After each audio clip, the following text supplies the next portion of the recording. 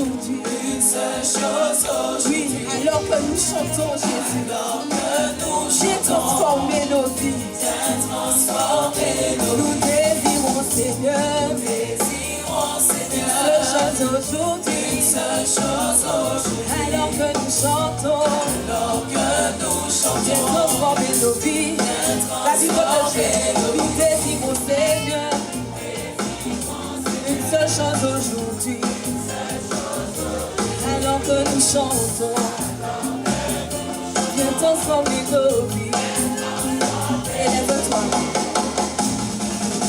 Élève-toi. Élève-toi. Élève-toi. Élève-toi. Encore une fois. Élève-toi. Élève-toi. Oui, élève-toi dans nos vies, Jésus. Élève-toi. Élève-toi dans nos familles. Élève-toi dans notre église. Élève-toi dans notre travail. Élève-toi. Élève-toi. Élève-toi. Oui, viens, oui, viens. Dans ta gloire. Couronner Couronner de louanges. nos louanges. Oui, viens. Roi des rois. Je t'exalte. Tout-puissant. Oui, viens. Dans tes bras. Couronner de louanges. Roi des rois. Je t'exalte. Tout-puissant. Oui, viens. Dans ta gloire. Couronner de louanges. Oui, viens. Roi des rois. Je t'exalte. Tout-puissant. Oui, viens. Dans ta gloire. Couronner de louanges. Oui, viens. Roi des rois. Je t'exalte. Tout-puissant. Oui, viens. Dans ta gloire. Couronner de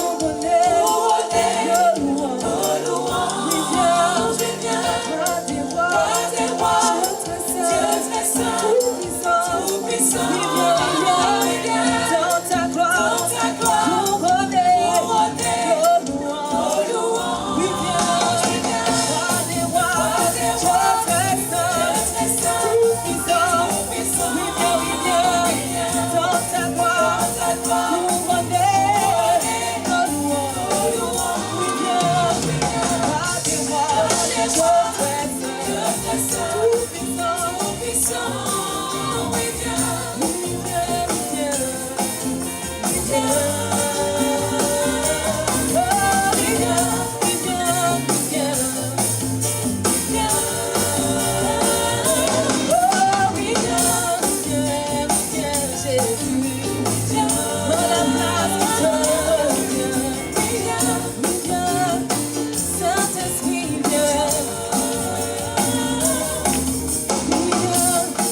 Dans ta gloire.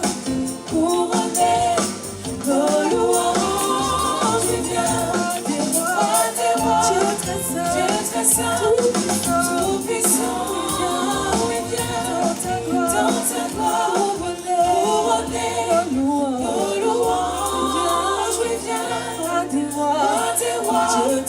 Dieu très saint, tout-puissant, oui, viens, dans ta gloire, couronner nos louanges, oui, viens, roi des rois, Dieu très saint, tout-puissant, oui, viens, Jésus, viens, Jésus, dans ta gloire, viens, Jésus. Jésus, nous voulons t'élever. Nous voulons te dire, Père éternel, qu'à toi seul revient la gloire. À toi seul revient la louange. À toi seul revient notre adoration. À toi seul revient toute l'honneur, Jésus. Que nos louanges montent vers toi, comme un parfum de bonne odeur.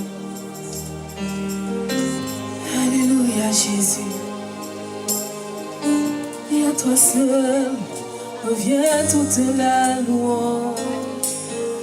À toi seul reviens la gloire. Jésus, nous t'élevons, nous t'élevons, nous t'élevons, nous t'élevons, nous t'élevons, nous t'élevons, Jésus.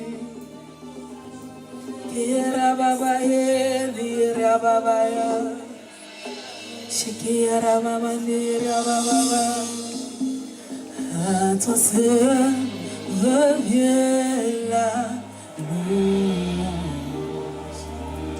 À toi seul revient la gloire, Jésus.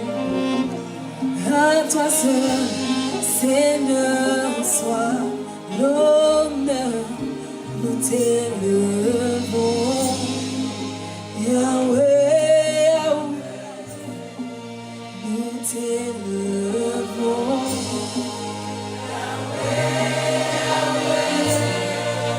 nous t'élevons, Yahweh, nous t'élevons,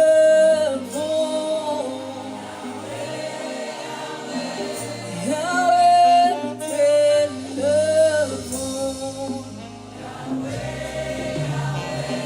Yahweh, nous t'élevons.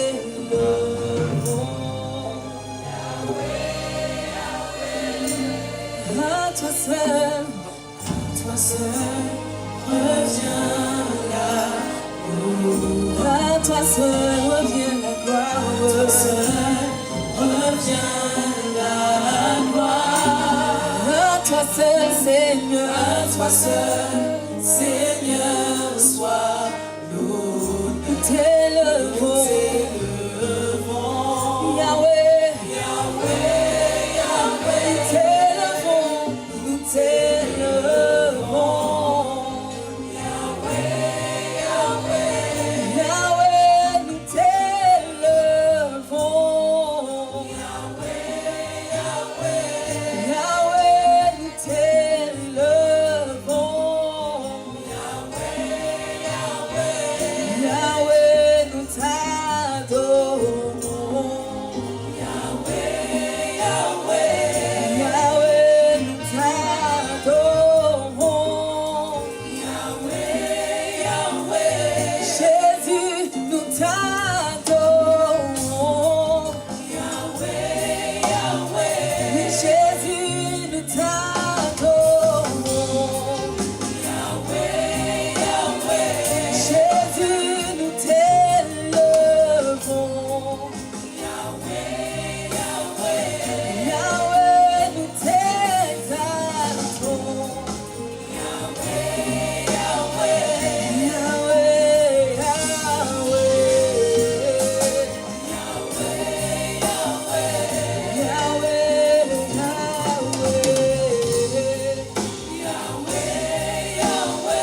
et à toi seul revient, à toi seul revient la louange. À toi seul revient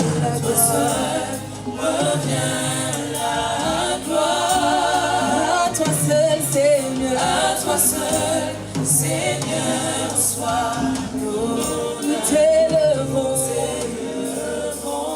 Yahweh, Yahweh, vas-y, fais quelque chose. Nous t'élevons,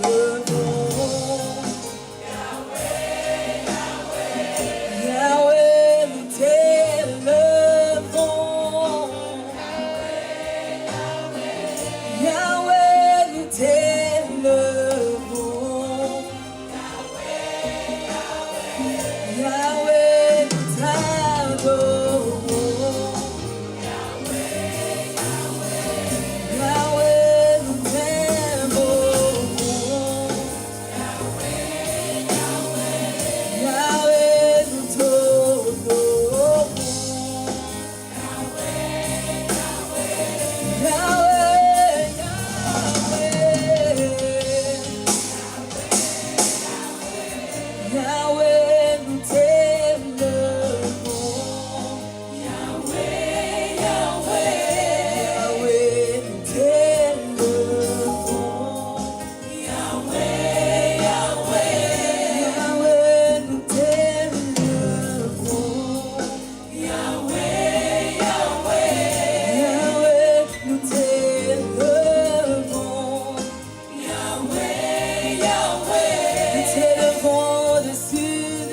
de maladie. Yahweh, Yahweh, Nous t'élevons au-dessus de toute situation. Yahweh, Yahweh, Nous t'élevons au-dessus de tout obstacle. Yahweh, Yahweh, Yahweh, nous t'élevons. Yahweh, Yahweh, Yahweh, Yahweh. Yahweh, Yahweh, Yahweh, Yahweh. Yahweh, Tu es élevé à tout jamais, Yahweh. Nous t'adorons, Yahweh. Yahweh, Yahweh, Nous t'élevons, Yahweh. Yahweh, Yahweh,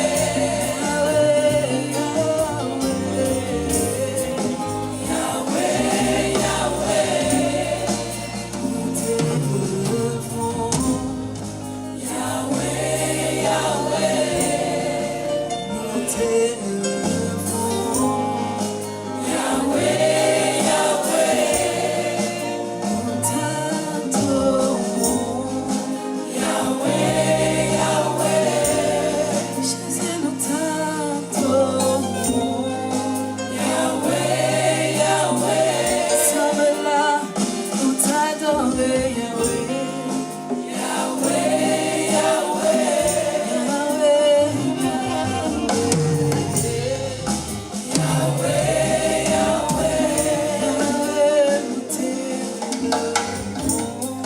Yahweh, Yahweh.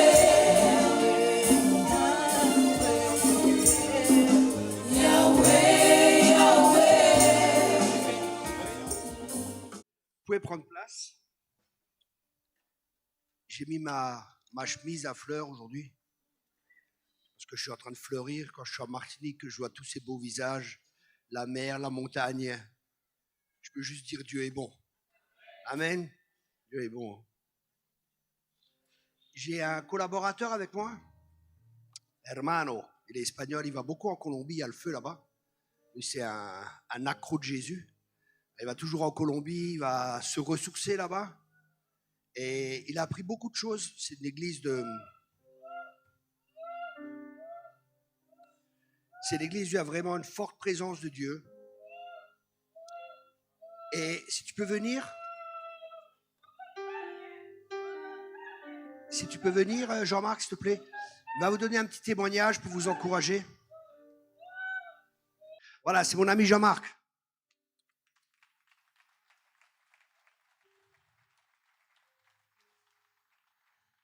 Bonjour à tous. Ouais, c'est Jean-Marc. Donc, j'étais pas prévu de venir en Martinique, mais je me suis rejoué au milieu de vous et je me réjouis encore parce que c'est pas fini. Le Seigneur est là, c'est merveilleux. Je vais pas par où commencer, mais je vais commencer par le début, je crois. Moi, j'étais mort spirituellement, j'étais mort matériellement. J'avais plus rien à donner parce que j'avais tout donné.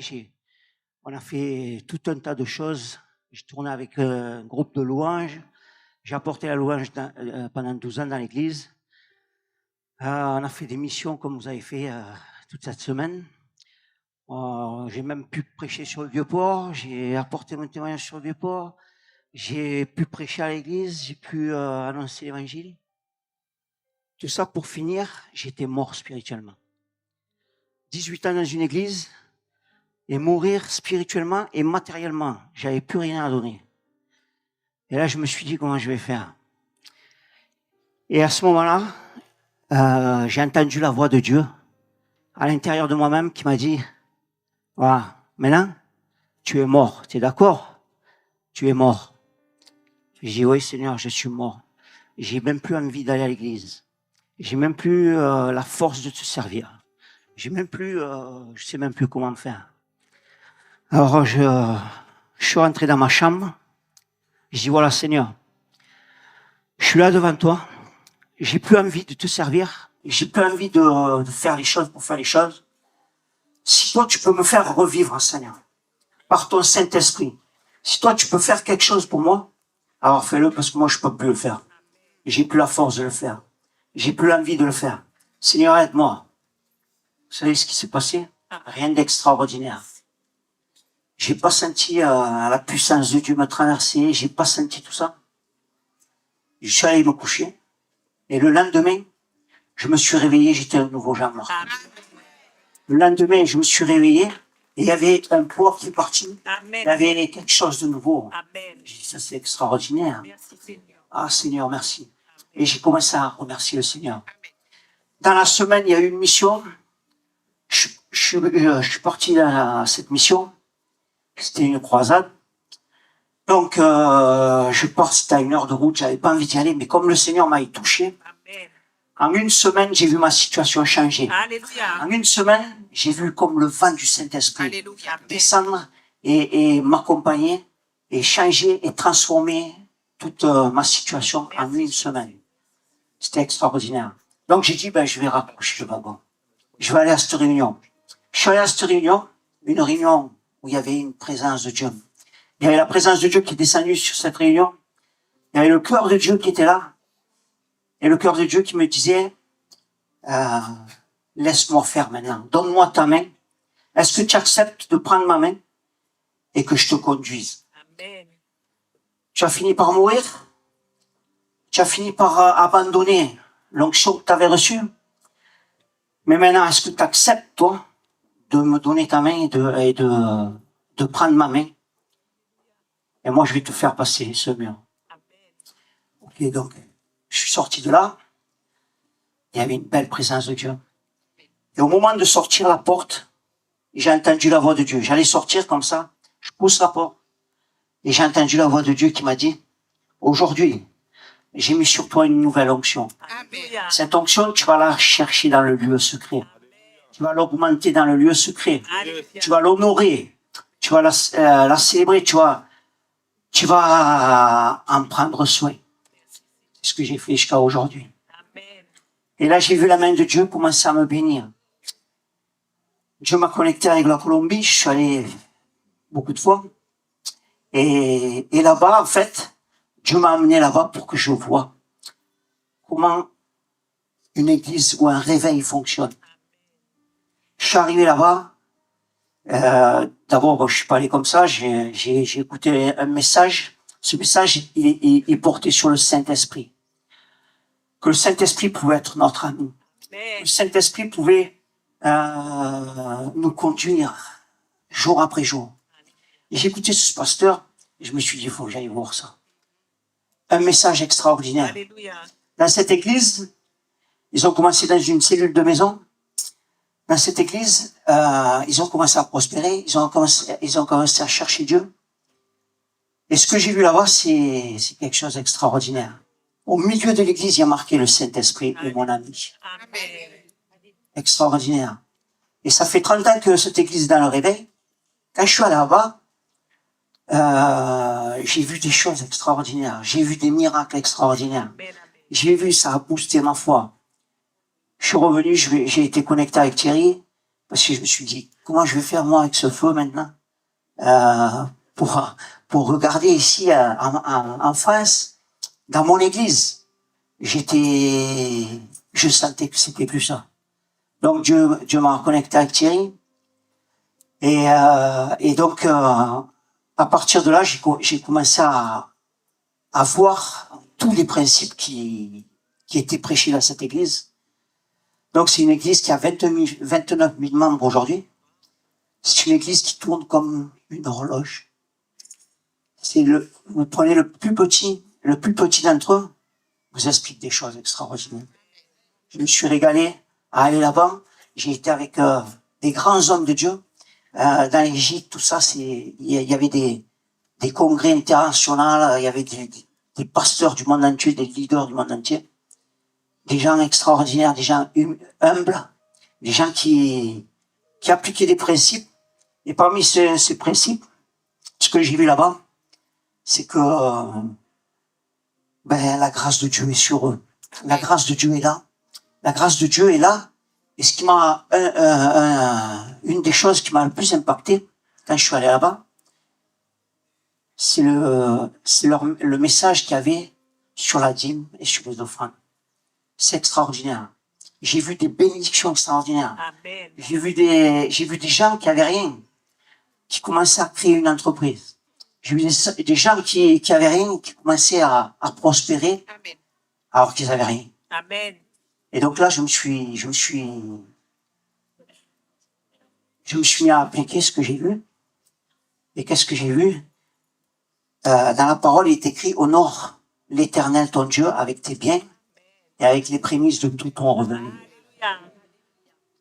Et une des choses que j'ai vues là-bas, c'est, comme chacun d'entre nous, qu'est-ce qu'on fait avec les finances que Dieu nous donne? Qu'est-ce qu'on fait avec ce que Dieu nous donne? Parce que mon argent n'est pas mon argent. Amen.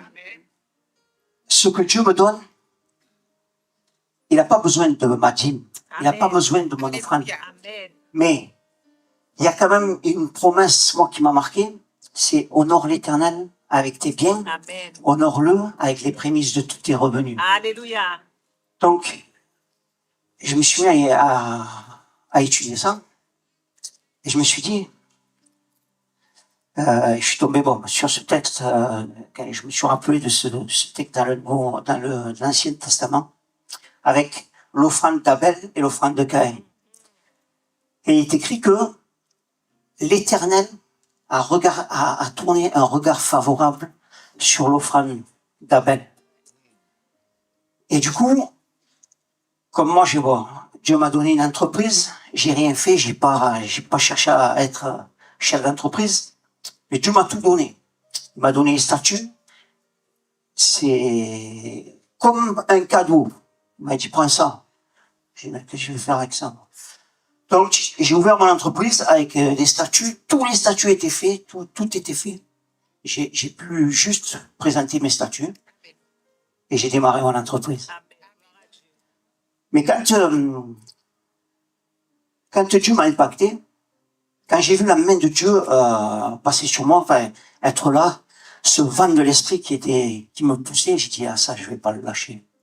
Ça, je vais l'honorer, je vais le chercher, et je vais le mettre en pratique, je vais chercher sa face. Donc, qu'est-ce que j'ai fait? Ben, j'ai fait un peu comme Abraham, quand il a croisé Melchizedek, il revenait d'une victoire. Et qui a dit à Abraham: donne ta dîme? Parce qu'on était sous l'Ancien Testament. Personne ne lui a dit. Mais pourquoi il l'a fait? Parce qu'il avait dans son cœur une gratitude envers Dieu. Parce qu'il avait décidé dans son cœur de donner la dîme de ce qu'il avait gagné dans cette victoire à Melchizedek. Et on sait que Melchizedek est une figure de Jésus-Christ. Donc, ce que je voudrais vous laisser ce matin, c'est, voilà ce que j'ai fait. J'ai fait comme Abraham. Je suis allé vers Dieu. J'ai dit: écoute, Seigneur, maintenant que tu m'as béni, je vais te donner la dîme de tout ce que tu vas me donner. Amen. Je vais mettre à part ce que tu vas me donner. Et un des principes que j'ai vu là-bas, donc ce pasteur, il disait: voilà, imaginez que vous avez 10 pièces de monnaie. J'avais pas 10 pièces, et puis en plus, il aurait fallu la caméra, mais imaginez 10 pièces de monnaie. Sur ces 10 pièces, chacun de nous, qu'est-ce qu'on fait? Moi, qu'est-ce que je faisais avant? Ben, je vais payer mon loyer. Donc, une première pièce, je paye mon loyer. Une deuxième pièce, je paye l'électricité. Une deuxième pièce, une troisième pièce, je vais payer, je sais pas, des chaussures, une chemise. Voilà. Et on arrive au bout, et tout ce qui reste, on donne à Dieu. Tout ce qui reste, je l'apporte au Seigneur. Mais ça, c'est ce que je faisais avant. Maintenant, imaginez les 10 pièces. Vous avez 10 pièces à la fin du mois. Et là, qu'est-ce que je fais? J'ai 10 pièces. Maintenant, voilà ce que je fais. Je prends la première pièce et je la donne à Dieu. Pourquoi? Parce que j'ai compris quelque chose. J'ai compris que quand je fais de Dieu ma priorité, il fait de moi sa priorité. Alléluia. Quelque chose d'extraordinaire. C'est une relation que tu m'as donnée. Et comme ça, Mais la Bible dit, il y a un passage, je crois que c'est Malachie, je crois. Dans ce passage, Dieu dit, en quoi t'avons-nous volé? Et Dieu dit, dans mes dîmes et dans les offrandes. Donc, dans les dîmes et dans les offrandes. Moi, ce texte, il m'a choqué parce que je me suis dit, mais c'est vrai. Parce que j'ai entendu beaucoup de choses, j'ai entendu que, ouais, mais on n'est plus sous l'Ancien Testament. On est dans le Nouveau. Le juste vivra par la foi. Ok? Mais qui a dit à Abraham de donner sa dîme à Melchizedek? Il n'était pas sous la loi, Abraham. Il a donné parce qu'il avait une gratitude de cœur envers Dieu. Il a donné parce que il voulait dire à Dieu, Seigneur, je vais mettre à part la dîme de ce que tu vas me donner. Comme Jacob, il a dit, si tu marches avec moi, si tu es avec moi, Seigneur, je te donne la dîme de tout ce que tu me donneras. Aujourd'hui, sur mes chantiers, donc je suis dans le bâtiment, je suis chef d'entreprise, Dieu me bénit.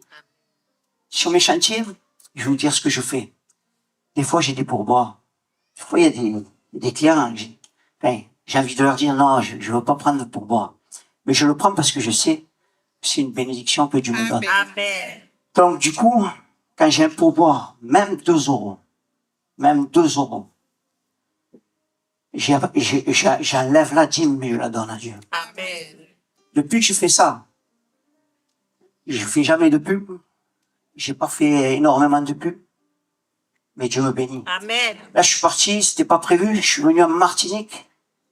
Une destination où ma femme voulait depuis toujours venir. C'est moi qui suis parti en Martinique. Amen. Et c'est moi qui me retrouve en Martinique. Et je me réjouis parce que j'ai vu ici un peuple joyeux. J'ai vu un peuple qui aime Dieu. Et c'est merveilleux d'être ici avec vous. C'est merveilleux d'être ici avec Thierry. C'est merveilleux d'être là, dans la présence de Dieu. Et un jour, on va dire, Dieu, un jour, je suis allé chez le coiffeur. Il y en a qui aiment le coiffeur. Moi, j'aime le coiffeur, et je vais vous dire pourquoi. Je suis arrivé chez le coiffeur. Bon, mon deuxième fils, il est coiffeur. Donc, il faisait un stage chez ce coiffeur, pardon. Et donc, je venais le chercher. Le coiffeur me connaissait pas. Il me connaissait rien du tout. Et je suis là chez le coiffeur, j'attends. Le coiffeur vient. Et j'étais assis. Et le coiffeur me dit, vous aimez le foot? Oui, c'est ça. Comment c'est possible qu'il sache que j'aime le foot? Alors, j'ai dit, oui, ça va, je suis pas un fanatique de football, mais j'aime le foot, oui. J'ai joué jusqu'à l'âge de 16 ans. Et donc, il dit, attendez, voilà. Il va derrière dans son arrière-boutique. Il vient, et il me donne un pass. Il me dit, voilà, j'ai un cadeau pour vous. Et quand il me donne le pass, c'était un pass pour toute l'année de la saison de foot, en loge présidentielle. Je sais pas s'il y en a qui savent ce que c'est la loge présidentielle. En fait, c'est coupe de champagne, pizza, voilà quoi. Vous êtes invités toute l'année. Extraordinaire. Dans ma ville, là où je suis à Valence dans la Drôme. Et quand il m'a donné le pass, vous savez ce que j'ai entendu dans mon cœur? J'ai entendu, fais de l'Éternel tes délices, et il te donnera ce que ton cœur désire. Merci Jean-Marc. J'espère que ça vous a encouragé. Moi aussi, ça fait 25 ans que je vis par la foi. Je suis une église qui me soutient. Je manque de rien. On a une maison. Je laisse un héritage à mes enfants. Dieu a béni. Il m'a commencé avec rien. Mais j'allais pas de gloire en gloire. Je connaissais le Dieu du juste assez. Mais par sa grâce, aujourd'hui, je connais le Dieu le plus grand. Alléluia. Celui qui est fidèle dans les petites choses, qui honore l'Éternel, Dieu l'honorera. Ah, ça c'est vrai. Sa parole est la vérité. Amen. Dieu n'est pas un homme pour mentir. ce que sa bouche dit. Amen. La Bible dit, mettez-moi ainsi à l'épreuve. Alors, je vous encourage. Donnez pas pour recevoir, mais donnez parce que vous aimez Dieu. Amen. Donnez avec la bonne motivation. Et Amen. vous allez recevoir. Amen. Vous savez, quand on donne à Dieu, Dieu, il redonne toujours. Amen. D'une manière ou d'une autre. Mais on ne peut pas marchander avec Dieu. Amen. C'est important. C'est important que tout se fasse avec le cœur. Amen. Je te remercie, Seigneur, pour ta présence. Je te remercie, Saint-Esprit. Saint-Esprit. Alléluia. Nous t'aimons. Nous voulons t'honorer dans ces lieux. Nous voulons t'honorer tous les jours de notre vie. Pardonne-nous, nous n'avons pas été sensibles à ta voix. Rends-nous sensibles à ta voix, à ta direction. Que vraiment tu puisses ce matin m'utiliser, Seigneur. Je suis un canal de bénédiction pour ton peuple ici, Seigneur. Je te prie, Seigneur, que les vies soient changées. Je prie, Père, que chacun puisse découvrir ton amour ce matin. Que personne ne reparte sans avoir un attouchement de ton cœur, Père. Que chacun reparte, Seigneur, en ayant une plus grande connaissance de toi. Dans le nom de Jésus, j'ai prié. Amen et amen. Dieu est bon. Amen. Hier, j'ai parlé avec, on a eu un partage avec les leaders. Et j'ai partagé que le plus important, c'est notre relation avec Dieu. La valeur la plus importante au ciel, c'est le relationnel. Amen. Comme je disais, la plus haute valeur dans les cieux, c'est la relation. Et Jésus, il a dit, je donne un commandement. Tu aimeras Dieu, ton cœur, ta force, ton intelligence, ton âme et ton prochain comme toi-même. Amen. Et le relationnel est vraiment important. Vous savez, je connais beaucoup de ministères, parmi les plus grands, parmi les plus connus, tout ce que vous voulez dans le monde entier. Hein. Mais je discutais hier, non, ce matin, je crois que c'était hier, avec la sœur où on habite. Et je dis, tu vois, ça c'est le ministère pour moi, hein, qui a vraiment eu un impact dans ma vie, et c'est comme ça que j'aimerais être. C'est un homme qui a 86 ans, je crois, il a 60 ans de ministère, ou 94 ans, je ne sais pas exactement. Et je l'avais invité dans un camp, il était orateur. C'était pas particulier, j'ai des orateurs qui vont au ciel, qui racontent leur expérience au ciel, et tout ça, beaucoup de miracles, enfin, il y a plein de choses qui se passent. Mais cet homme, à un moment, il prêchait, il me regarde, et juste au moment d'avant, je suis bien pleuré. Il y avait tellement d'amour qui se dégageait de cet homme. Et une femme était là, à la fin du camp, on témoigne ce que les gens ont vécu. Et une femme est venue devant et dit, j'avais la haine contre les hommes, mais quand cet homme m'a regardé, j'ai été guéri. Amen. Quand il l'a regardé, tellement de Jésus dans cette personne, et c'est ce qu'on veut. Amen. Vous savez, je suis un homme avec des miracles, des signes et des prodiges, je suis pas contre. Mais des fois, dans le peuple de Dieu, on met trop l'accent sur ces choses-là, Amen. et on met pas assez l'accent sur le caractère. Amen. Amen. Amen. Le caractère passe par la croix. Amen. Et être ami de Jésus, c'est accepter sa croix, celui qui veut le suivre, celui qui veut être mon disciple, qui prenne sa croix. Les miracles, j'en ai eu dès le début de ma conversion. Je voyais les anges, j'étais au ciel plusieurs fois, j'étais avec Jésus, j'ai vu Jésus face à face. Je peux vous raconter plein d'expériences de surnaturel. Mais mon caractère, c'était... Quand j'étais dans l'esprit, très bien. Mais j'étais souvent dans la chair. Et là, c'était beaucoup moins bien. Et sur ça, regardez les personnes et est-ce qu'il y a le signe de la croix? Est-ce qu'il y a la marque de la croix dans la vie d'une personne? Vous savez, j'ai formé beaucoup de gens et je forme beaucoup de disciples encore. Hein, et je remarque à chaque fois que des gens nous quittent, il y en a que c'est le Seigneur qui les envoie, c'est pas un problème. Mais je remarque que la plupart des personnes, écoutez bien, le signe ou le moment où ils nous quittent, c'est la croix. Ils deviennent ennemis de la croix. Il y a des domaines de leur vie où ils veulent pas renoncer. Il y a des domaines de leur vie où ils veulent pas prendre la croix. Mais la croix, c'est pas quelque chose qu'on porte comme ça. Hein. La croix, c'est dans le cœur. La croix, c'est l'endroit où ta volonté rencontre celle de Dieu. Amen. Et si ta volonté n'est pas en accord avec celle de Dieu, tu prends ta croix, tu alignes ta volonté avec celle de Dieu. Comme Jésus, la croix avant la croix, C'était un Gethsemane. Non pas que ma volonté se fasse, mais que ta volonté se fasse. Amen. Pourquoi je parle de cela? Parce que dans le relationnel, il faut la croire. Dans le relationnel, il y a un élément important, c'est le pardon. Le pardon est tellement important. Malheureusement, des fois, il y a un manque, je trouve, d'enseignement. Bien sûr, pas partout, mais des fois, il y a un manque d'enseignement sur le pardon. Et les gens, ou sur la foi, c'est des choses qu'on connaît, hein. Oui, le pardon, oui, la foi. Mais c'est quoi la foi? C'est quoi le pardon? Et ce matin, je vais partager avec vous sur le pardon, ce que je pense que le pardon est réellement, et avec pour objectif et pour but de vous aider à bien comprendre ce que c'est le pardon. Parce que souvent, les gens me demandent, oui, mais je dois pardonner, je dois oublier, je dois pardonner, et ainsi de suite, et ainsi de suite. Et il y a beaucoup de questions.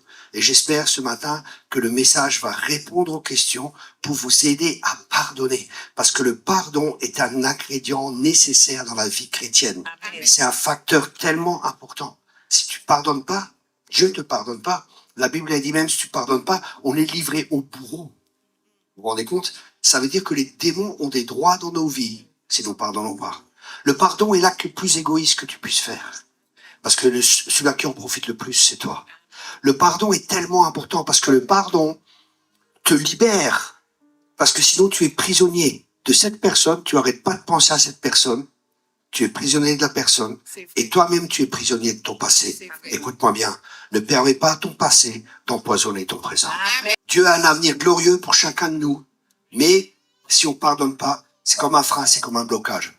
Et pendant un temps, je ne sais plus quand c'était ici, il y a 2 jours, je crois, il y avait vraiment l'action de l'Esprit de Dieu, mais je sentais, je voyais comme un blocage. Et souvent, et là, je me disais, Seigneur, mais qu'est-ce qui se passe? Et je voyais, il y avait un manque de pardon qui était là. Vous savez, Dieu veut agir. Mais si nous pardonnons pas, c'est comme si Dieu était bloqué. Parce qu'il y a des lois spirituelles que Dieu a Amen. établies. Amen. C'est comme la loi de la gravité. Si je prends ma Bible et je la tiens comme ça et je la lâche, je peux prier en langue comme je veux, autant que je veux, aussi longtemps que je veux. Elle va tomber. Elle va pas monter au ciel. Amen. Et la loi, c'est pareil. La loi du pardon, c'est une loi. On parlera de ça plus profondément. Mais on va commencer avec ça. Premièrement, comment est-ce qu'on reconnaît s'il y a un manque de pardon dans notre cœur? Je me rappelle à l'époque, c'était un ministère, un ami à moi, un prophète, il m'a dit, tu sais Thierry, je commençais dans le ministère, il m'a dit, Thierry, fais attention à l'amertume. Parce que si tu permets à l'amertume de venir dans ton cœur, ton ministère ne tiendra pas longtemps. Ou il ne pourra pas progresser comme Dieu veut qu'il progresse. Mais des fois, il y a des hommes de Dieu comme ça, ils vous donnent juste un conseil, mais ça vous marque. Amen. Ça vous marque pour toute la vie. Amen. Moi, mon pasteur, il m'a marqué tous les principes qu'il partageait. Waouh, mais là, c'était vraiment la croix. Hein. C'était pas de la rigolade. Au début, c'était la croix ou la valise. Je suis arrivé, vous êtes esclave de Jésus-Christ. Je lui dis, qu'est-ce qu'il veut, lui, esclave? Je suis esclave de personne, moi. Qu'est-ce qu'il me veut, lui? Bon, c'était dur. C'était ou la croix ou la valise. Ah, c'était chaud, mais excellent. Très bonne école. Ça a mis des bons fondements dans ma vie. Amen. Déjà, ce qui est important pour nous, c'est de reconnaître est-ce qu'il y a un manque de pardon dans notre vie. Et on va voir différentes caractéristiques qui peuvent montrer qu'il y a un manque de pardon dans notre vie. Parce que la Bible, elle dit, quand on ne pardonne pas, qu'est-ce qui se passe? Il peut y avoir une racine d'amertume. Et la racine, on ne la voit pas. La racine, elle est dans la terre, on la voit pas. Elle est au plus profond de notre cœur, on la voit pas. Mais chaque racine produit des rejetons. Il y a quelque chose qui va pousser à travers cette racine. Donc c'est important pour nous de savoir, de regarder aux fruits que nous produisons, et s'il y a des fruits qui sont là, qui proviennent d'une racine d'amertume que nous ne voyons pas, mais les fruits, eux, peuvent être visibles. Donc moi, je vois, quand il y a de l'amertume qui commence à venir dans mon cœur, je commence à critiquer, je commence à être dans le jugement, je suis plus tellement heureux. Et très vite, je commence à critiquer et je vois le négatif facilement. Ça, c'est un signe qu'il y a une racine d'amertume dans le cœur. Ou sinon, on juge facilement les autres, on murmure, on a du ressentiment, on est facilement blessé. Et tout cela démontre ou révèle que nous avons de l'amertume ou que nous avons un manque de pardon dans notre cœur.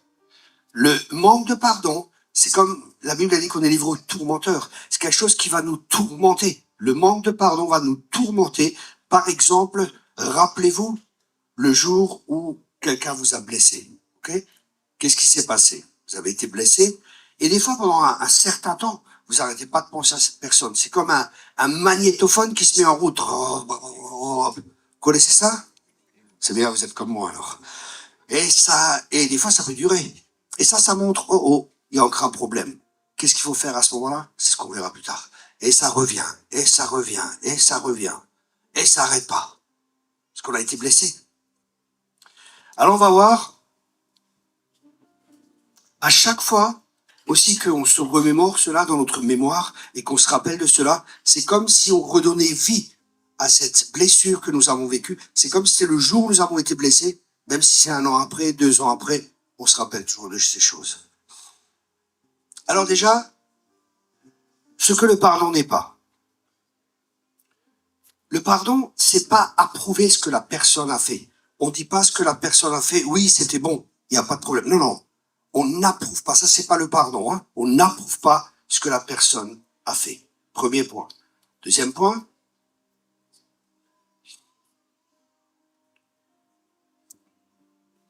ce n'est pas excuser ce que les personnes ont fait ou minimiser ce que les personnes ont fait. Quand Moïse, il a intercédé avec Dieu, il n'a pas dit oui, c'est pas grave ce que le peuple a fait. Non, non. C'est donner de la miséricorde. La miséricorde, c'est quoi? C'est quand Dieu ne nous donne pas ce que l'on mérite. Je répète cela. La miséricorde, c'est quand Dieu ne nous donne pas ce qu'on mérite. La grâce, c'est quand Dieu nous donne ce qu'on ne mérite pas. Amen. Vous comprenez la différence entre les deux? Amen. Vous voulez que je répète? Oui. Ok. La grâce, c'est quand Dieu nous donne ce que nous ne méritons pas. La miséricorde, c'est quand Dieu ne nous donne pas ce que nous méritons. Et nous devons faire miséricorde. La personne nous a blessés, elle mérite une imposition des mains rapide. Vous voyez ce que je veux dire? Ou elle mérite avoir affaire aux 5 ministères, mais on lui fait miséricorde. On fait miséricorde. Elle ne le mérite pas. Comme il nous a fait miséricorde, nous faisons miséricorde. Ensuite, ce n'est pas justifier ce que les personnes ont fait. Vous savez, aujourd'hui, dans le monde, hein, ah, mais tu comprends pas, il habite dans un quartier, il vient d'une famille comme ceci, il vient d'une famille comme cela, il a tué quelqu'un, mais c'est pas, tu sais, il faut le comprendre. On va lui donner 6 mois de prison, ou peut-être du sursis, ici et ça. Non, non, ça, c'est pas juste, ok? Dieu est pas comme ça, Dieu est un juste juge. Amen. Donc, c'est pas justifier ce que les personnes ont fait, et c'est pas prendre ce qui est faux et dire que c'est juste. Parce qu'aujourd'hui, le mal est appelé bien, hein, et le bien est appelé mal. Mais- C'est terrible de nos jours. J'ai lu une histoire, il y a un gars, il a été cambriolé, cet homme, et cet homme faisait des sports de combat, et il y avait 2 cambrioleurs. Il y en a un qui l'a réussi à attraper, il l'a arrêté, et il l'a retenu. Et la police est venue. Le cambrioleur a été condamné, écoutez-moi bien, 6 mois avec sursis. Et la personne qui l'a retenu a 2 ans de prison parce que séquestration et ainsi de suite. Ah, mais c'est le monde vous savez, c'est le monde à l'envers, quoi. Ah oui. Tout est complètement, c'est à l'envers, quoi. Ou l'histoire de Noël, je dis pas que c'est juste avec le policier, hein, je dis pas cela, hein. Mais moi, la police, ils m'ont jamais tiré. Enfin, j'étais un truand avant, mais ils m'ont pas tiré dessus, heureusement. Mais quand un citoyen normal ne peut pas se faire tirer dessus. Tu t'arrêtes quand la police t'arrête, hein, non? La police, ils vont pas te tirer dessus comme ça, tu t'arrêtes. Mais vous voyez, tout est tellement inversé de nos jours, et il y a une telle manipulation des médias dans plein de domaines. Et c'est pour ça, c'est important. Qu'écoutons-nous? Quelle est la source de ce que nous écoutons? Vous savez, aujourd'hui, 2 hommes qui s'embrassent, c'est normal, quoi. Ouais. Mais dans ma Bible, c'est pas Adam et Ève, c'est Adam et Ève. Amen. Vous avez bien, hein? C'est pas pareil. Et vous voyez, le monde essaie tellement de nous influencer qu'un jour, j'étais dans un café, je bois un café et tout. Et le patron du restaurant, il me dit, ah, on discute, on sympathise et tout. Il me dit, qu'est-ce que vous faites dans la vie? Je dis, ah, je travaille comme pasteur. Il dit, ah, ça c'est bien, j'ai une question à vous poser. Qu'est-ce que vous pensez de l'homosexualité? J'ai dit, ben, vous savez, faut être sage, hein. J'ai pas dit je dis, j'ai dit la Bible dit que c'est d'abomination pour Dieu ici et ça. Ah, je suis pas d'accord avec vous, c'est 2 hommes sains, mais papa. Et vous savez, je suis un petit coquin. Alors j'ai fait, c'est vrai, t'as raison chérie, embrasse-moi. Et je fais comme ça. Et à ce moment-là, il fait comme ça. Ah! Je lui fais, vous voyez, ça c'est une réaction normale. Heureusement, c'était pas un homosexuel.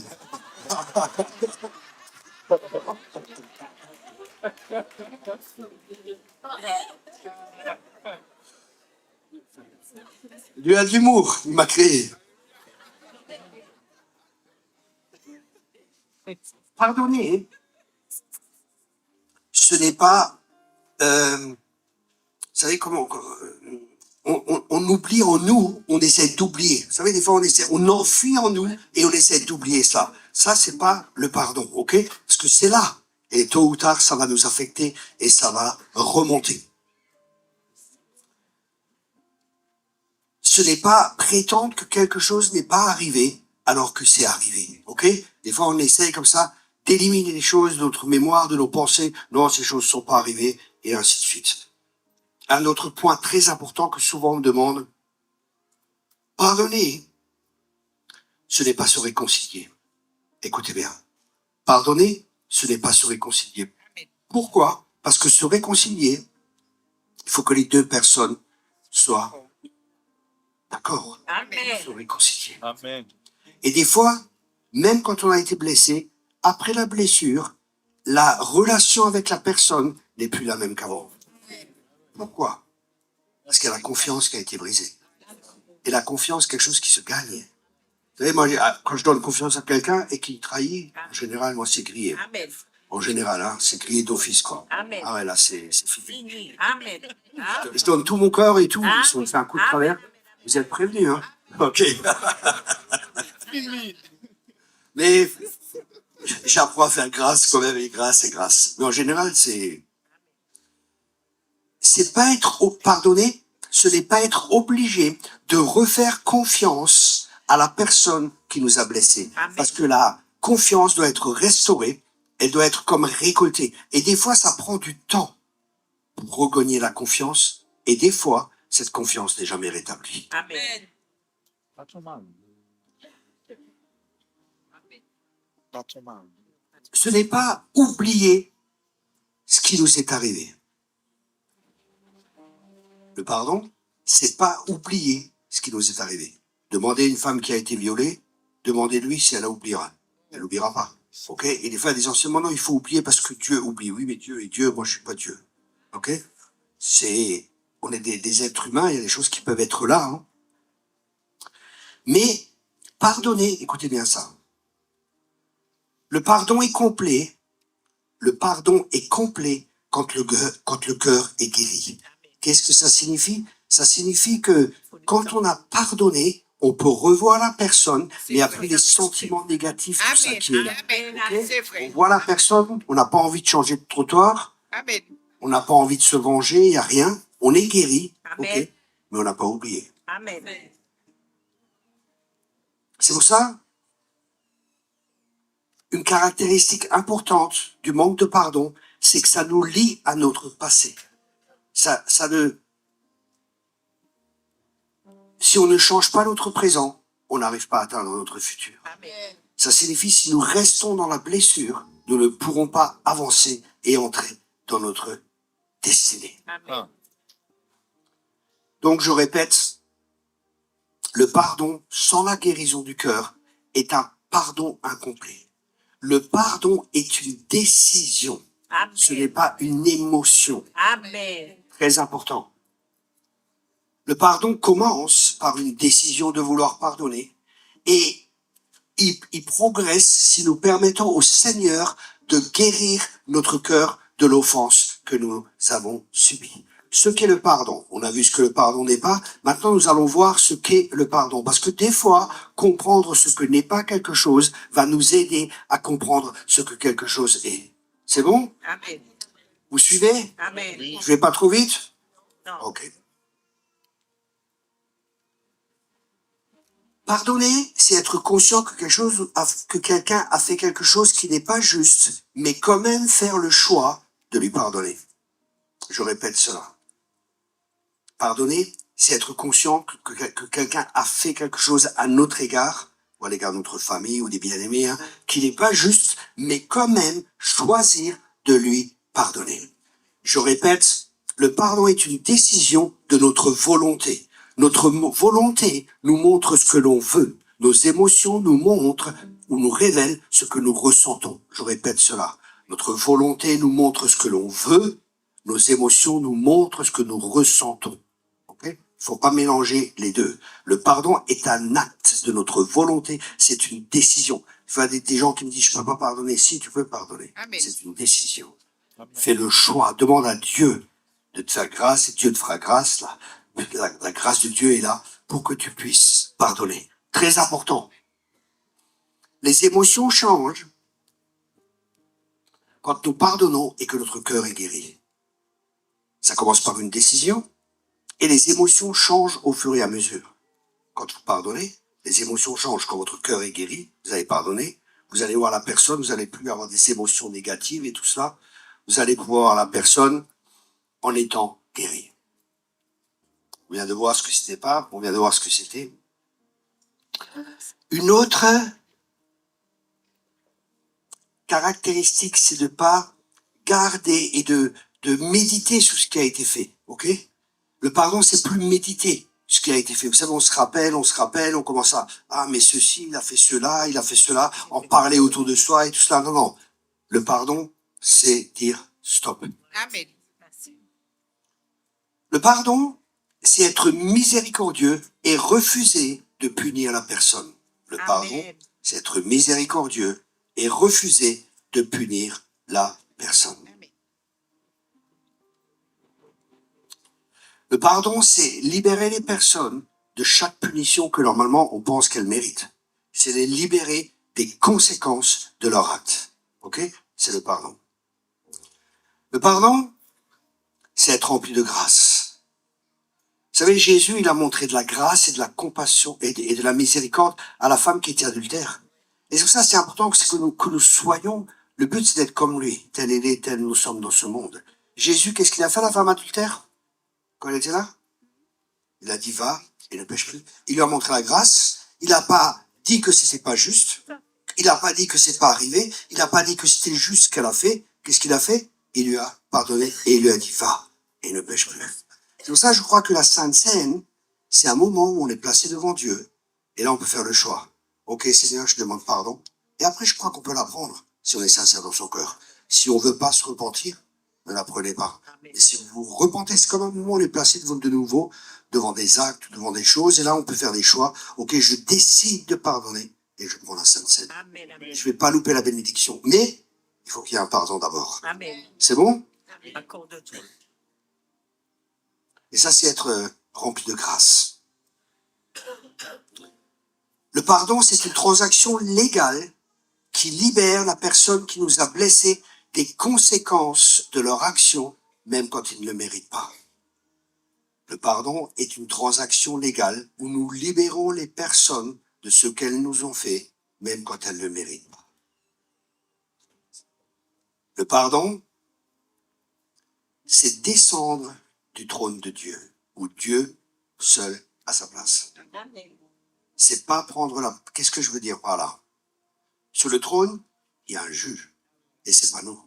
C'est lui qui juge. Amen. Amen. Amen. Le jugement lui appartient. C'est pas à nous. Vous savez, moi, j'ai pardonné tellement, j'ai tellement été attaqué dans le ministère. Vous allez être attaqué, hein, c'est normal, vous êtes devant.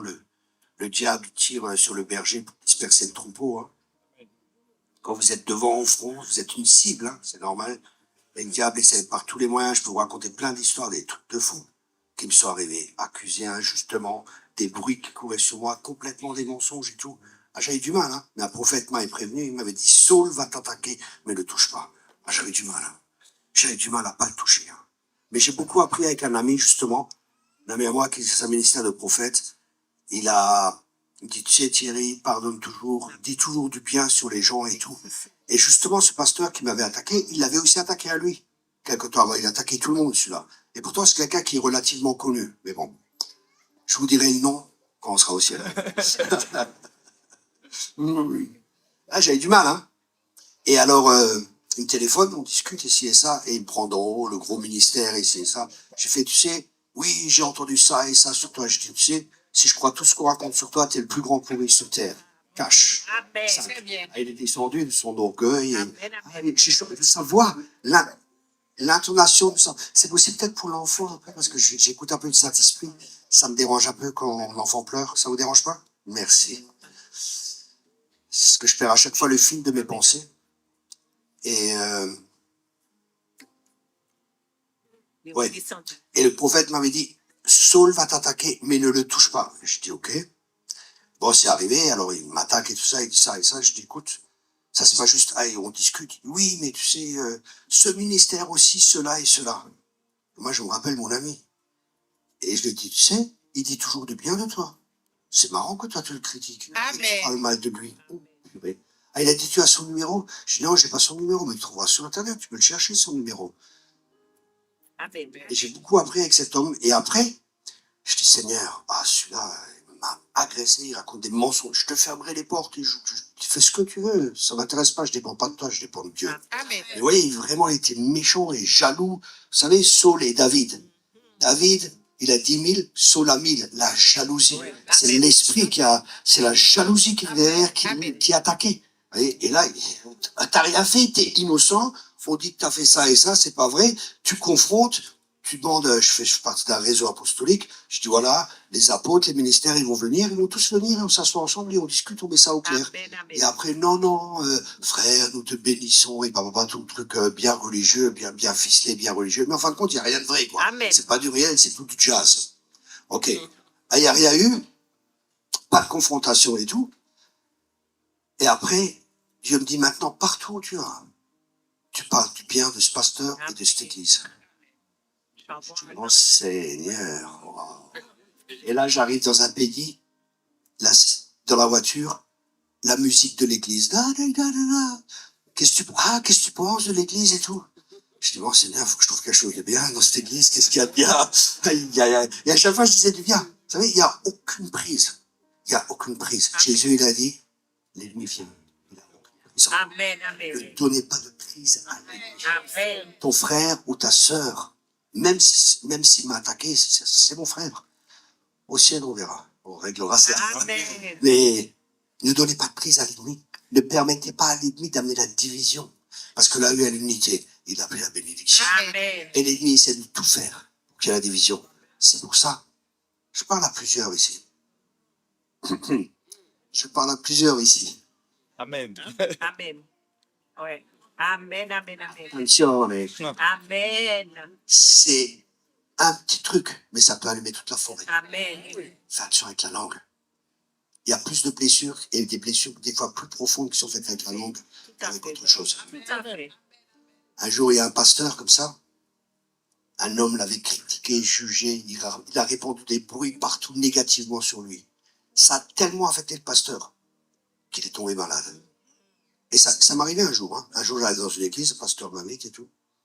Et il était assis au fond, le pasteur, et je devais prêcher et tout. Là, ce coup, j'aurais de l'assemblée comme ça. Et ça va commencer à me parler. Il me dit, l'église, elle a critiqué le pasteur. Il y en a plusieurs ici qui jugent le pasteur. Et le pasteur est malade à cause de ça. Je dis, oh là là. Souvent, j'ai des messages comme ça. C'est pas toujours facile. Mais ça amène la guérison. Amen. Parce que c'est la vérité qui libère. Amen. Ah, je dis, écoutez, il y en a plusieurs ici, vous avez critiqué le pasteur, ici et ça, et le pasteur. Ah, il a pleuré, mais vraiment à pleurer. Wow. Tout le monde pleurait dans l'église, c'était un sacré truc, la repentance est venue et tout. Waouh. Et l'histoire que je vous raconte avec le pasteur, ça, c'est une histoire. Hein. C'est un pasteur qui était. Ce que je vous ai raconté, c'est vrai.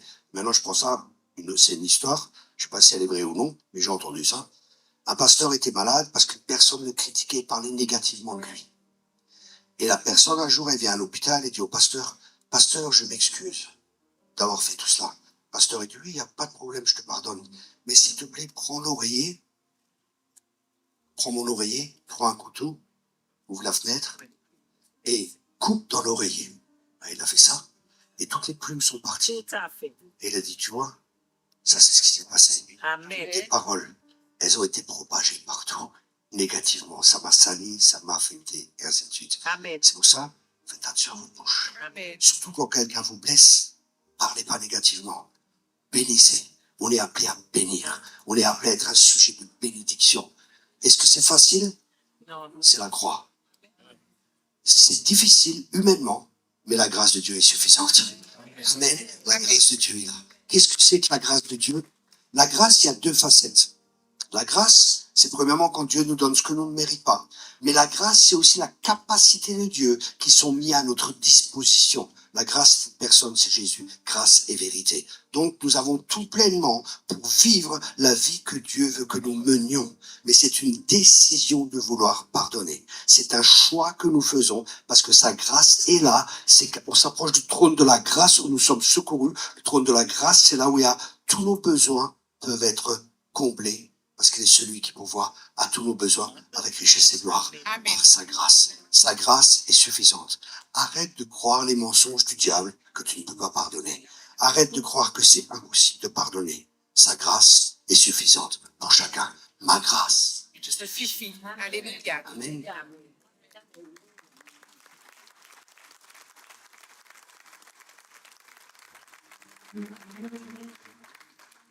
Le point que nous avons vu, c'est descendre nous-mêmes du trône de Dieu. Ça signifie que on pardonne et qu'on laisse à Dieu le soin de juger comme il veut juger, et c'est pas nous qui jugeons. Ok? C'est important.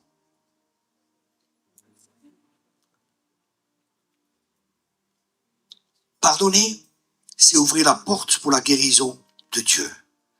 Quand on passe, vous savez, le pardon, c'est des fois comme un oignon. Un oignon, on le prend, ça nous fait pleurer, hein. Mais il y a plusieurs couches. Des fois, il y a une couche, une couche, une couche. Alors, on pardonne et il y a quelque chose qui remonte encore. Pardonne, on commence à prier pour la personne. Ça, c'est important. Bénissez vos ennemis. Priez pour ceux qui vous ont blessés. Priez. Bénissez-les.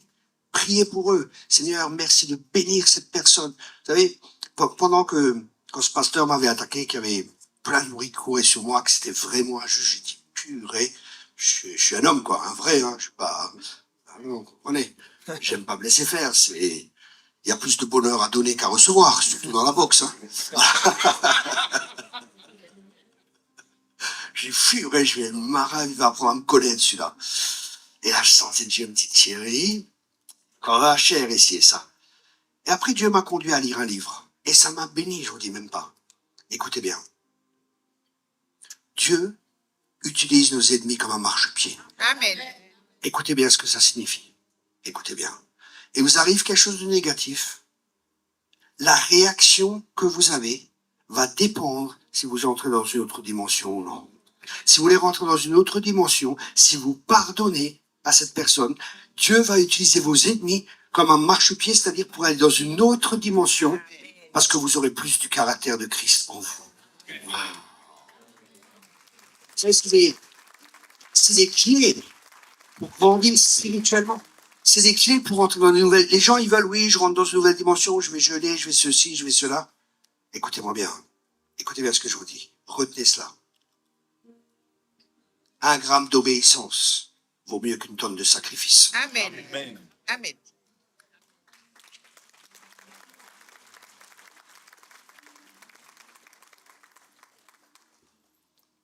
Un autre point très important. Le pardon. La Bible, elle dit, si vous pardonnez de tout votre cœur, hein, à toute personne, il faut pardonner à tout le monde. Et là, des fois, il y a un problème. Hein. Parce que dans le tout le monde, il y a nous aussi. Et ma question est, des fois, on a du mal à se pardonner. Hein. Vous savez pourquoi? Parce qu'on est des orgueilleux finis. Amen. Parce que si le juge suprême nous pardonne, qui sommes-nous pour ne pas nous pardonner? Amen. Amen. Si ton cœur te condamne, Dieu est plus grand que ton cœur. Amen. Alléluia. Sois pas orgueilleux, sois humble. Si Dieu te pardonne, tu dis, purée, c'est vrai, je le mérite pas, c'est vraiment une grâce, mais je me fais grâce à moi aussi, et je me pardonne à moi aussi. Et plus tu marches dans cette grâce, plus tu seras un homme et une femme de grâce, et plus, c'est pas mal d'être des gens pleins de grâce. Ils font toujours grâce, ils sont remplis de grâce, et la grâce coule de vous, parce qu'elle coule du trône, elle est en vous, et elle coule à travers vous. Vous êtes des hommes et des femmes de grâce, une grande grâce reposée sur l'Église. Et ils étaient unis, ils étaient un cœur et une âme, et ils se faisaient beaucoup de miracles par la main des apôtres. Pourquoi? Parce qu'il y avait une unité d'abord dans l'Église, et c'est pour ça que l'ennemi attaque pour amener la division. T'as vu ce qu'il m'a dit? Il m'a pas dit bonjour. T'as vu le pasteur aujourd'hui, sa cravate, elle est pas jolie. T'as vu aujourd'hui, lui, il s'est assis à ma place. T'as vu celui-là? T'as vu, je suis à la base. Arrête! Arrête! Aime ton prochain. Arrête de juger, arrête de critiquer. Comprends qu'il t'a été fait grâce. Moi, j'ai du mal, des fois, à juger les autres. Des fois, ça m'arrive aussi, hein, de tac. Mais j'ai du mal, parce que je me dis, purée, tout ce qui m'a été pardonné, ce qu'il a fait. Mais pour moi, je suis un homme que j'aime beaucoup la justice. Et des fois, j'ai du mal quand des gens sont injustes. J'arrive pas. J'ai un fort sentiment de justice. À ce qui paraît, c'est des gens intelligents qui ont ça. Bon, c'est à ce qui paraît. Mais quand il y a la justice, je déteste ça. Là, j'étais à la piscine, par exemple, avant de venir. Et il y a des trucs comme ça, vous vous couchez dedans, il y a des bulles en dessous, hein. Et il y avait une dizaine de places. Et il y avait une femme âgée qui était là, et un monsieur âgé qui était devant. 75 ans, enfin 80 ans, quoi, le monsieur. Et il était devant. Et il y en a un qui vient comme ça, un gars de 50 ans, il se met, tac, et il se met à la place de ce monsieur. Et le vieux monsieur, il dit, attendez, mais qu'est-ce que vous faites? C'est la place à côté de ma femme. Il dit, mais pourquoi vous êtes pas mis? Il dit, bah, j'attends. L'autre, il dit, oui, moi aussi, j'attends dans la vie, et ci et ça. Bon, quand j'ai vu ça, j'ai dit, oh, gars, écoutez, je vous avais pas honte, non? Un homme âgé comme ça, devant tout le monde, hein. Il y avait une femme à côté, après, elle m'a dit, ah, c'est bien, c'est bien. Amen, amen. Il faut des hommes nouveaux dans notre nation. Amen. Il faut des hommes, des vrais qui se lèvent. Que les hommes se lèvent. Alléluia. Et je suis allé, je dis, écoutez, c'est pas normal votre comportement. Vous n'êtes pas un homme, vous n'avez pas de caractère, vous devriez avoir honte. Vous êtes une personne asociale. Il me regarde comme ça, je lui fais, faites pas le malin avec moi, ça marche pas. Amen. Ah ouais. Même pas peur. Amen. Non, mais il faut des hommes nouveaux. Vous savez, je vois des femmes qui se font violer, personne ne bouge à Paris, là, j'ai lu ça. Non, mais ils sont où les mecs, quoi? Ils sont où les hommes, là? C'est honteux, non? C'est honteux, ça, c'est pas normal, hein? Oui, mais Jésus, non, Jésus, il est aussi, t'inquiète pas. Ouais. Pas avoir peur. Mon Jésus, qu'est-ce que vous faites, là? Oh, chocoraba. Faut avoir peur. Non? Vous êtes d'accord avec moi? Amen. Les femmes, elles veulent des hommes comme ça, des vrais, quoi. Peut-être je reviens un jour et je fais un séminaire pour les hommes. Oh là là là là là là. Vous savez que les hommes, ils jouent un général? Vous savez qui c'est le général des hommes? C'est démission. Adam n'a pas pris la responsabilité pour son péché.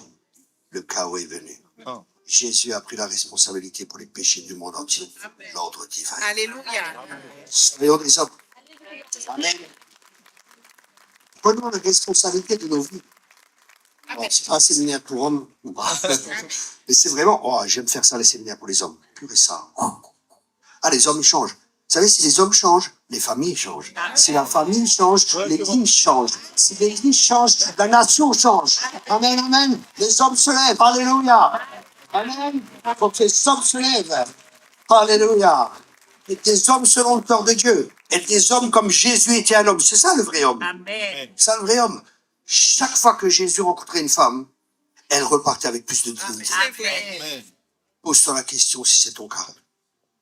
Mais ça, c'est pour les hommes. Moi, je ne vais pas le dire maintenant parce qu'il y a des femmes qui sont là. Ouais, elles ont...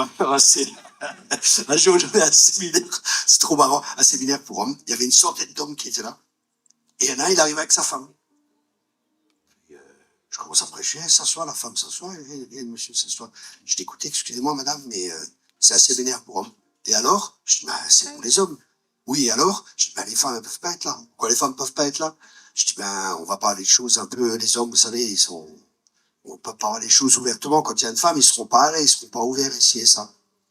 Elle dit, ben, et alors? Ben, je dis, ben, là, vous pouvez pas rester. Elle dit, ah bon, je peux pas rester? Viens, chérie, on y va. Je vous promets, tout le monde s'est mis à rire. Ils sont partis. Je dis, waouh! Ouais. Un jour, il y a un homme qui est venu comme ça. Un homme est venu, il me dit, pasteur, je dis, qu'est-ce qu'il y a? Et j'ai un problème. Je dis, c'est quoi votre problème? Il me dit, ma femme porte le pantalon à la maison. Je dis, pourquoi tu l'as enlevé?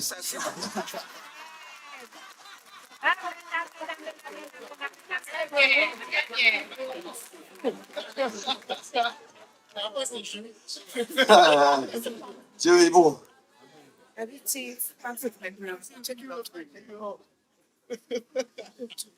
Donc on vient de voir que Dieu nous demande de pardonner à tout le monde. Et ça nous inclut à nous-mêmes. Donc pardonnons-nous à nous-mêmes. Hein, si Dieu nous pardonne, sur la base du pardon de Dieu, Amen. on peut se pardonner à nous-mêmes. Amen. Je répète cela. On se pardonne à nous-mêmes parce que Dieu nous a pardonné. Amen. Sur la base de son pardon, nous nous pardonnons à nous-mêmes. Amen.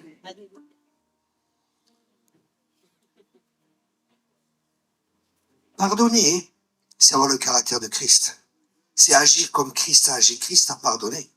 Père, pardonne-leur, car ils ne savent pas ce qu'ils font. Waouh! C'est avoir l'attitude de Christ. Pardonner, c'est se mettre en ordre avec Dieu, mais pas forcément avec la personne. Comme j'ai dit, c'est être réconcilié à nouveau avec Dieu, mais si la personne n'accepte pas, parce qu'il y a des gens, vous leur avez pardonné, mais ils vont pas reconnaître qu'ils ont fait une erreur, ou ils vont continuer à refaire et à refaire. Et là, c'est pas juste, ok? De rester avec cette personne. Vous savez, j'ai discuté encore avec un ami, un pasteur, il m'a dit, il avait une histoire avec un homme qui frappait sa femme, et ci et ça. Il a dit à la femme, sépare-toi. Il n'a pas dit divorce. Il a dit, sépare-toi. Elle n'a pas à se faire frapper. Amen. Vous êtes d'accord avec moi? Amen. C'est bien parce qu'il y en a qui sont religieux.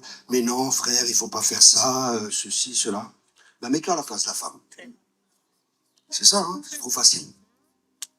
Donc, vous voyez, le pardon est vraiment une clé importante.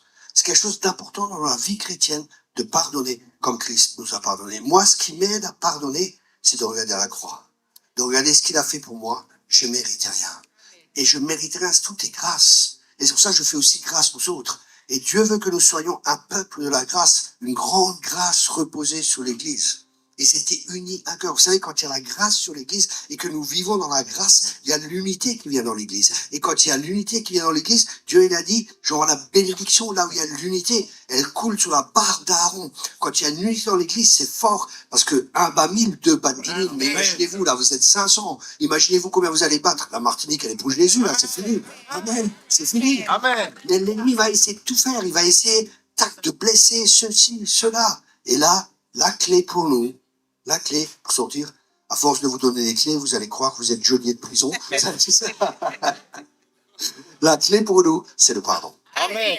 Amen. Amen. Ok. Ok. Là, il faut que je me reconnecte maintenant. J'attends un email. Allez, merci Seigneur. Ah, donc, je vous encourage, si vous voulez prendre un temps, simplement maintenant prendre un temps et on est devant le Seigneur et simplement demander, Seigneur, où est-ce qu'il y a un manque de pardon dans mon cœur? Et c'est malheureux des fois hein, qu'on doit faire ça à l'église parce que ça devrait être un style de vie. Ok? Moi, je dis toujours, il faut pas pardonner. Écoutez bien ce que je dis. Il ne faut pas pardonner, mais il faut vivre dans l'esprit du pardon. Amen. Vous voyez, ça ne veut pas dire maintenant, et malheureusement, c'est comme on n'a souvent pas été enseigné, ou peut-être pas enseigné assez profondément sur ce qu'est le pardon, on a peut-être des fois des fausses conceptions, et des fois on n'a peut-être pas pardonné. Ok? Mais examinez-vous un instant devant Dieu, et après on va voir ce que Dieu va faire. Est-ce que c'est bon pour vous? Demandez au Seigneur, est-ce qu'il y a un manque de pardon? Et là, la Bible elle dit, on s'oppose à tous les raisonnements. Et des fois, il y a un raisonnement qui peut venir à ce moment-là en vous. Hein. Par exemple, pardonne à ton père. Vous commencez à raisonner. Non, j'ai déjà pardonné. Si le Seigneur te parle maintenant, raisonne pas. Pardonne simplement. Et pardonne de tout ton cœur. Ok? Et après, prie pour la personne. Des fois, il faut pardonner. Des fois, il faut aussi aller vers la personne. Des fois, nous devons aller vers la personne. Des fois, il faut que nous pardonnions, mais peut-être aussi que nous devons demander pardon à quelqu'un aussi. C'est pour ça que je prie vraiment que le Saint-Esprit soit là et qu'il nous éclaire chacun de nous et qu'on puisse, vous savez, c'est comme la révision pour la voiture. Maintenant, on va dans le garage, et dans le garage, là, le mécanicien, il vient, Jésus, et il fait la révision. L'huile, l'eau, il vérifie tout, hein, la clim, si ça marche bien. C'est une révision des 100 000, là, maintenant. OK? C'est la révision des 100 000. On va permettre au Saint-Esprit de sonder nos cœurs, de sonder nos reins, et voir s'il y a quelque chose en nous qui bloque la communion avec Dieu, s'il y a quelque chose en nous, s'il y a un manque de pardon. Pardonnez, et après, je sais pas, on va peut-être prier, je sais pas comment Dieu va diriger et conduire, mais prenez un temps maintenant, simplement entre vous et Dieu, et demandez-lui. Je te remercie, Saint-Esprit, pour ta présence. Je te remercie pour chaque bien-aimé, que les oreilles soient ouvertes, que les yeux du cœur soient ouverts, que l'intelligence spirituelle soit ouverte maintenant, et que toi, Père, tu puisses parler à chacun de nous, et nous montrer si dans notre cœur, si dans notre vie, il y a encore quelque chose qui bloque la relation avec toi, ou s'il y a un manque de pardon, ou s'il y a une racine d'amertume dans notre cœur. Merci, Seigneur, de nous le montrer. Dans le nom de Jésus. Gardez les yeux fermés simplement. Hein. Ça me rappelle l'histoire, vous savez, avec Mara, quand ils sont arrivés à la source, qui signifie amertume. Il a dit, prends un bâton et jette-le, prends un bois et jette-le. Et la guérison est venue à travers ce bois. La guérison vient à travers la croix.